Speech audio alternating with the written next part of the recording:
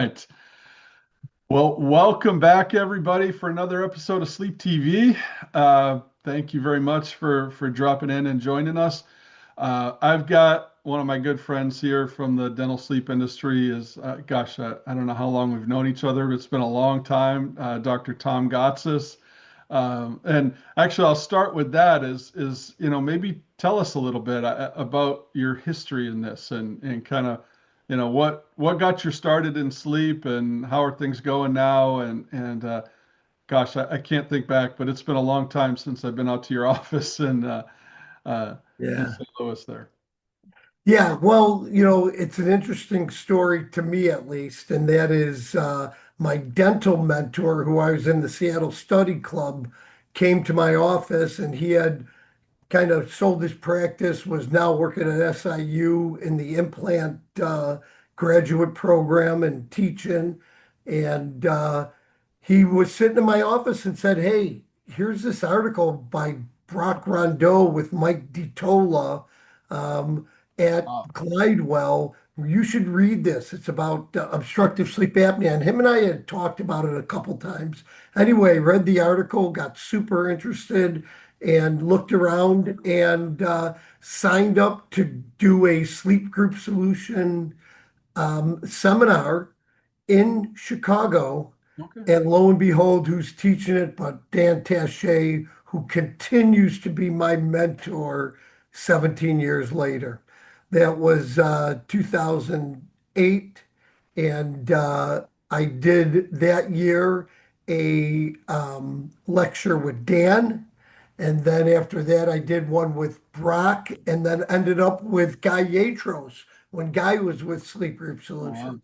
So three of those lectures on pharyngometry, rhinometry, and sleep medicine, and it really filled me up. But after that first weekend in Chicago, I purchased a pharyngometer and rhinometer. And the funny story behind this, and I've told this to Ronnie and Dan, I came back and my wife said, "Oh, what's this now? Something, another toy to play with." And you know how us dentists sometimes get into technology, and I was never really one of those guys who bought a lot of stuff like that. But I said, "No," I go, "this really can save people's lives." And she goes, "Oh, it's a passing fad." And here we are 17 years later, and as all I do is sleep and TMD and still associated with Sleep Group Solutions and AppsMe, That's and awesome.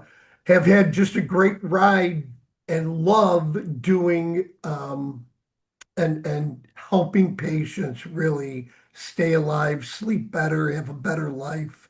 I mean, we all know with sleep apnea, there's those physiological things that we can help patients with, those comorbidities, especially the cardiovascular metabolic problems. But I think quality of life problems are really important for a lot of patients. We have tired people in America, and when they can see there's another way to open their airway besides using a CPAP, which I love. I think CPAPs are great. It's just got poor compliance. I think that the oral appliance therapy is a great treatment modality. Absolutely. Absolutely.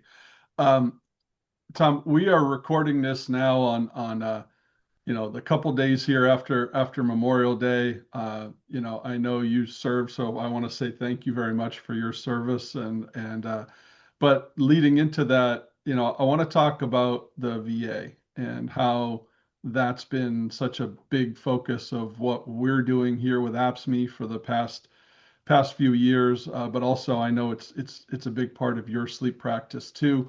I think we have upwards of 100 close to 150 offices now credentialed with the VA, which is fantastic. We're getting a Right. ton of referrals for both sleep testing and oral appliances. Um, but how's that gone in your practice? What's the process like? How does it differ from a traditional referral from a sleep doc or primary care? And so just I guess speak to that VA process. Yeah, I think that you're right. I mean, 21-year veteran, loved my time in the military. Um, not sure I really love my time away from my office for those 4 years, starting from Kosovo in 2000. But, you know, really great to serve my country. And you're right, this Memorial Day, I get to remember a lot of the fallen men that I knew even in Kosovo, Afghanistan. But the bottom line is these men and women are important to us. And I think that whole system needed some help. And what's awesome is, and I'm going to give a plug too for getting involved in your state society.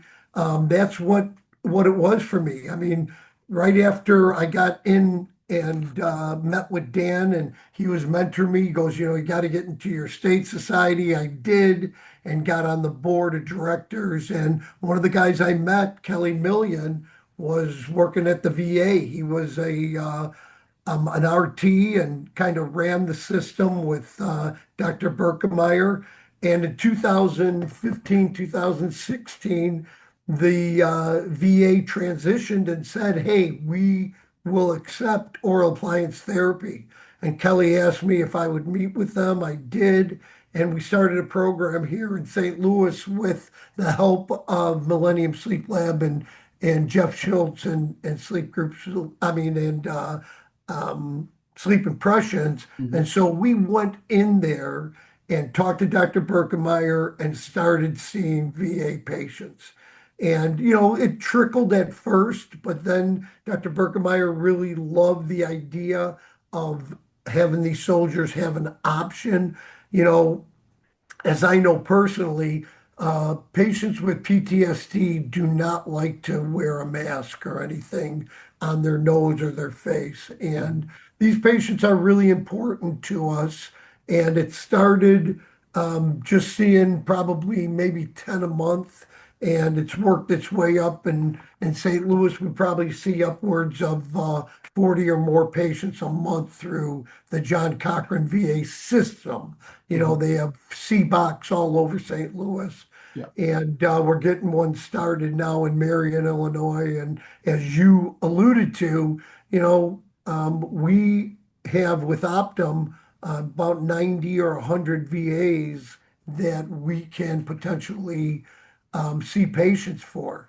And we don't have to reinvent the wheel. I mean, there's a great way we work it. It's paid through community care, and the soldier goes to their primary care, gets an appointment to see the dentist, to do a examination and consult for an oral appliance therapy. They come to the office. I do the exam and consult. And some people say I take too much time, but I like to spend about an hour, hour and a half with my new patients and really explain what's going on. Because that's how I get missionaries. And you wouldn't believe how many VA patients send their family members or friends to see me that aren't in the VA. But anyway, we do the exam. We put every single patient and utilize pharyngometry and rhinometry. That's my go-to. If I didn't have that, I don't know what my appointment would probably be 30 minutes. I'd talk to them for a few minutes and then scan them and be done and not know if the device is going to work or not. But this way they can see what their problem is and watch the airway open when we use pharyngometry, and then see how good the nasal resistance, if that's going to be a problem or not. And, after opening the airway, do they feel great or do we need to like get an ENT consult or something else? Excuse me. So then they come in, they get their device. I see them usually 4 weeks later, and they've made an adjustment. And depending on how they are, we may go 4 more weeks, and then we refer back to um, the VA for a follow-up sleep study. And here, again, I'm so grateful for this. We have Millennium Sleep Lab and the VA, and now it's Dr. Shalini Paruthi here, whose husband, Raman Malhotra, was the president of the ASM. Well, she loves how Millennium Sleep Lab works, so we do a 3-night titration study then. So Mhm. I can advance my patient each night and know where they're at and what the best setting is. So it's pretty ideal. They don't have to go into a lab for a PSG for that, which is really the most ideal way to do a titration. But, this is definitely second best because I get uh, a good test at three different settings and mandibular advancement. So it's really worked out well. I've talked to, many other dentists that are doing this around the country, and we really want to get those VAs going. It's such a simple system to utilize. Hmm. No, I agree. We've been doing this now for with the VA specifically for about a year and a half and credentialing new offices and bringing them on board. But it's by far the fastest growing part of our business is Yep. that VA component. And we've got areas that are specifically underserved where we're getting requests, hey, where's your dentist here? And it's just a matter of finding practices that we can work with in there. So that's been a huge thing. I also like what you said about spending time with people, because I feel like that's sometimes a lost art with this. And I just spent some time with another friend client office up here in Maine, and it was the same kind of thing. He was talking about the time he spends with a patient, explaining to them what's going on. It's kind of a little bit lost through the process sometimes. I think. Uh, I lost you, John. I'm sorry. Am I here? You still hear me? Yeah, you're here. Oh, there you go. I'm Sorry. saying sometimes that process is a little lost, where the patient education component and being a doctor and explaining what's going on and teaching them, sometimes we have so much of this telehealth and kind of instant virtual medicine Right. happening that like, I don't know how many times I've seen a sleep apnea patient sitting there, ready for therapy, yet 9 times out of 10, I don't think they could describe to you what they have, why it's so bad, why they actually need this, even though they've been through all the tests and diagnostics and stuff. So, spending a few minutes and being a teacher, I think, helps set you apart too. I love hearing that. Well, and I really appreciate you saying that because every single patient has a 30 to 40-minute consult in my consult room, and we discuss their sleep test, Mhm. what's going on, what their symptoms are, what their chief complaints are. I want to hear from them. What do you think your sleep problem is? And you wouldn't believe how many patients just really, I don't know, the doc sent me here, and, they are really confused about what's going on, and they've met with the sleep physician. Of But course. as you know, and I love my sleep physicians. I'm not going to, um, say anything negative about that, but the whole medical system is set up to get patients in and out, and they just don't get to spend a lot of time with them. So I think it is thrown upon us to talk to the patient. That's how we make missionaries. I get so many referrals because every patient gets to see what goes on when you stop breathing, what happens. I show that video that Gergen Ortho, that we Yep. had from, what's it? I've been showing it now for about 12 or 13 years, every patient. It's 2 minutes, it's on YouTube, and it shows exactly what happens to the airway and talks about fragmented sleep. It Mhm. talks about your comorbidities and why people die from this. It talks about those other symptoms that are more quality of life. I mean, we deal with two things, John, right? The physiologic problems, which we have to help these patients with, but also the quality of life problems that, you know, people really suffer from. And those quality of life things, that's their why, right? No, I don't. Yep, I guarantee you've never had a patient sit down and say, you know what, Dr. Gotsis, my chief complaint is my AHI is just a touch too high. yep, I don't know what it is. They couldn't care less about that. Their yep, complaint is how that's impacting their life. And if you don't peel back those layers, yep. that's not their why. That's not how you're going to create advocates for this and get them really bought in and believing. I agree Yeah. 100. No, and I think that time is well worth it, John, because as we do that, they then tell, I mean, again, I can't tell you, probably a third or more of my business is built on patients who have referred family or friends because they understood. And I love doing dentistry. Like I said, I was in the Seattle Study Club. I spent a lot of time with patients. For years, I saw about seven, eight patients a day. That's it, because I spent so much time. I'm a Mike Schuster disciple, and I believe that transcends right even into sleep, where you gotta spend time with their patients. They have to understand, and you have to listen to what they're saying. People come in with AFib and they go, I don't even know why I'm here. Then other people come in and go, I know I have this atrial fibrillation, and the cardiologist said, so there's a whole nother group of people that we can get referrals from, right?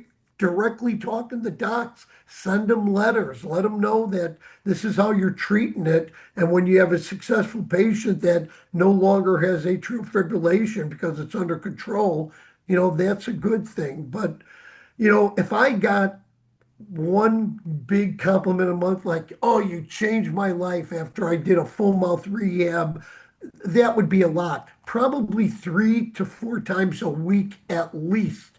Patient said, this has saved my life. Sometimes they say, you did. I said, no, I helped you by, you know, allowing you to understand what's going on and why it's so important that on a nightly basis, you need to stop this problem of your airway collapsing and causing you to have all these symptoms. So, yeah, it's very rewarding, as you know.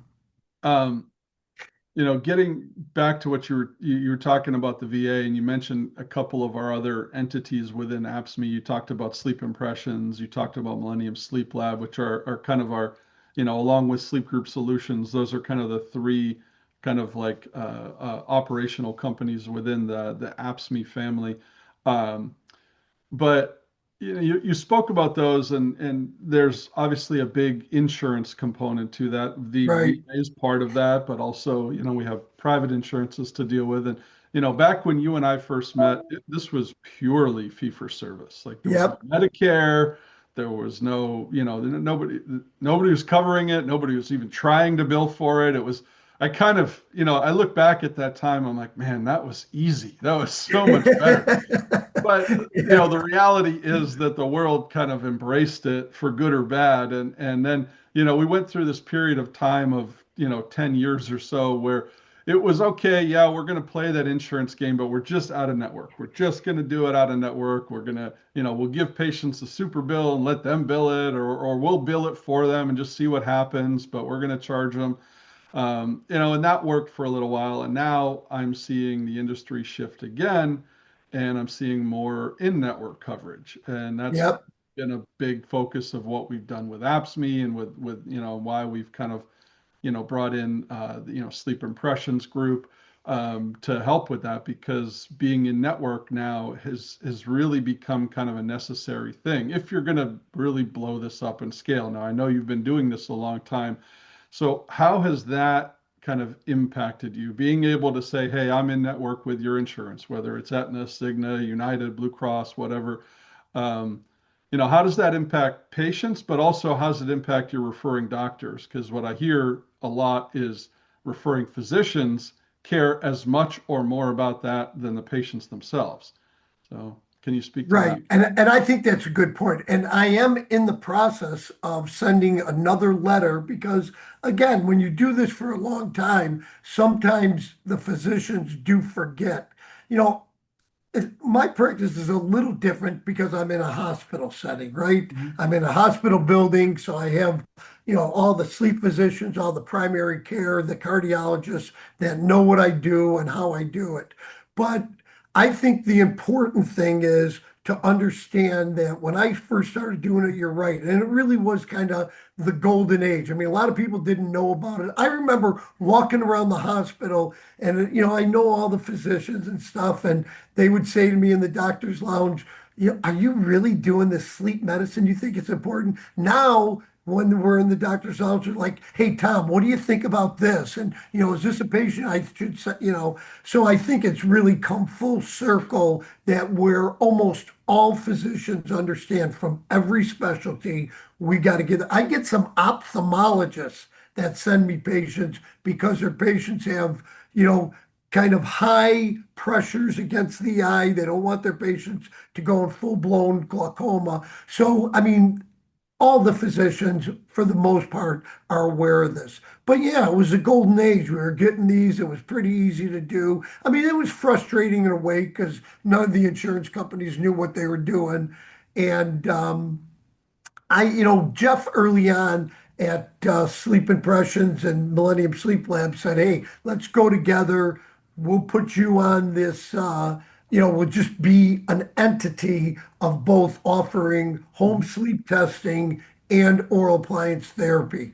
So for all his contracts, which he had every insurance company around, and so we added the E0486, and that was it. I mean, that is really the history of sleep impressions and how I saw the writing on the wall of we got to go in network because physicians like it. They knew where I was at. And they love, they don't want to send their patients out knowing they're paying $3,500. I'm sorry, that just isn't isn't where it's at. And what I try to teach dentists that I mentor is, yeah, you got to think about hitting singles, doubles, and triples. You can't hit a homer all the time. You can't get these big fees.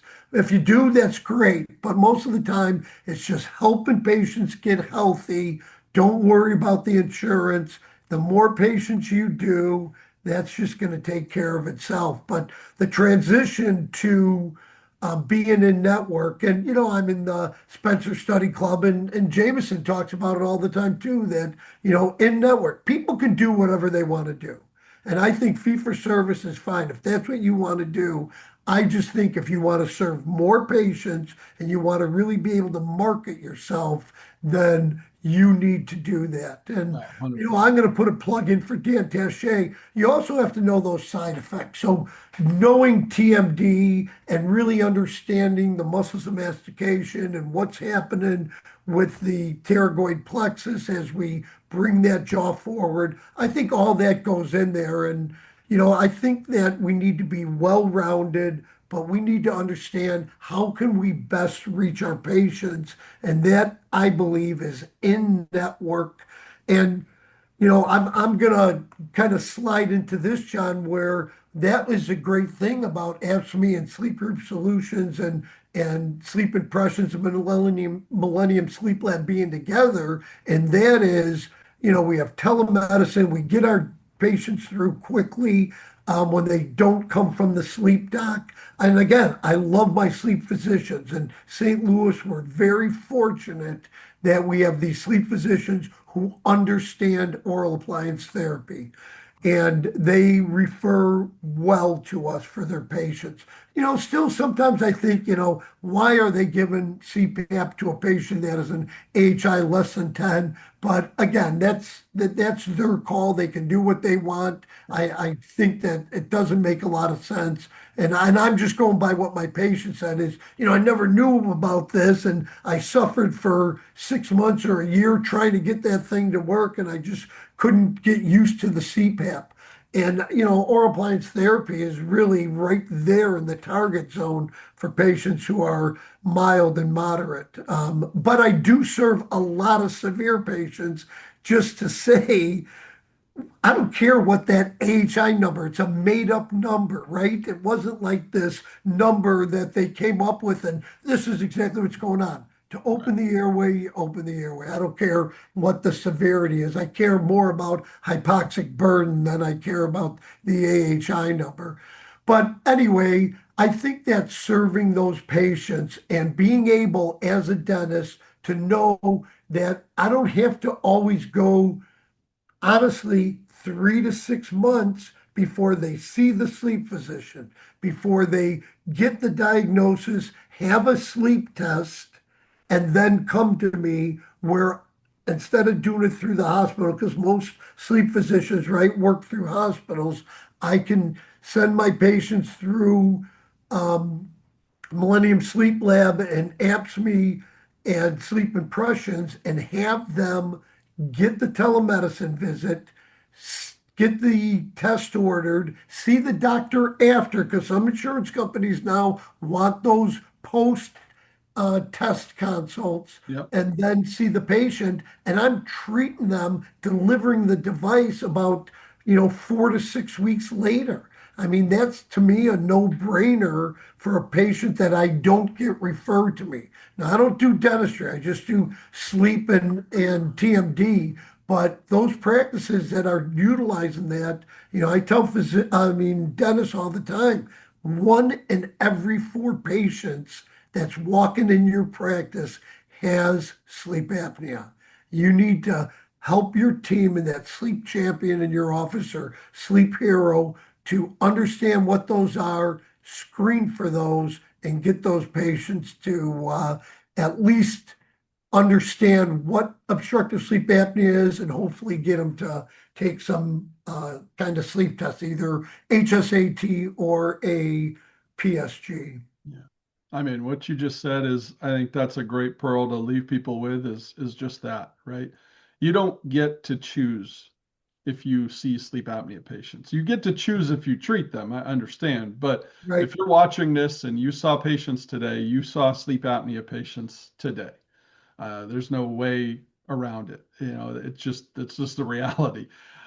So understanding that they're walking in your door, whether you choose to engage them and really, open this door or not, doesn't change the fact that they're there. They're there yep, today. They were there yesterday. They're going to be there tomorrow.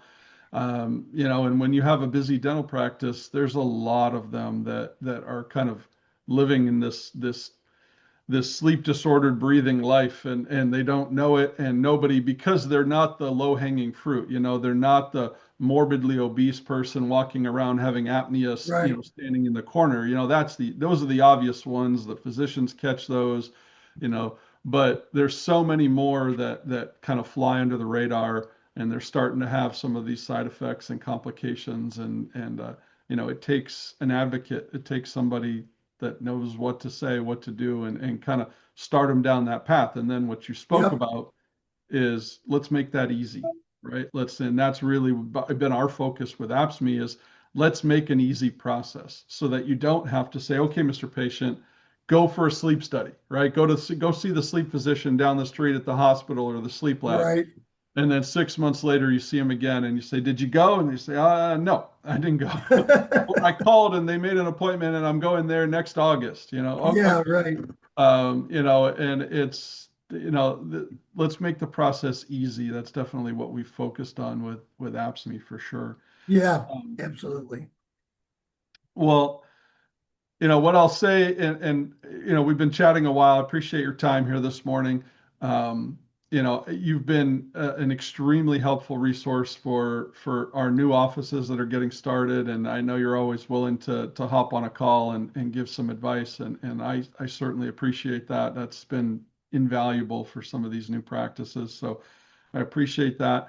Um, if you're watching this and you want to learn more and you haven't yet taken the leap, you haven't yet kind of decided that this is going to be the year that you make that change in your practice and for your patients, I would invite you to follow up with us here. I'm sure there's a link or something you can click down below to schedule a time for one of our clinical experts to come into your office. That's usually the first thing we do, is come in, spend a day, do some CE, and really just let you test drive it. It's nothing more than that. Is let's test drive this process from start to finish so you can see what it looks like clinically and administratively. So if you're interested in that, please let us know. Um, Dr. Gotsis, thank you again so much for your time My here this pleasure, morning. John. I appreciate it as always. And yeah, we'll talk soon. Okay. Thanks, John. Take care. Thank you.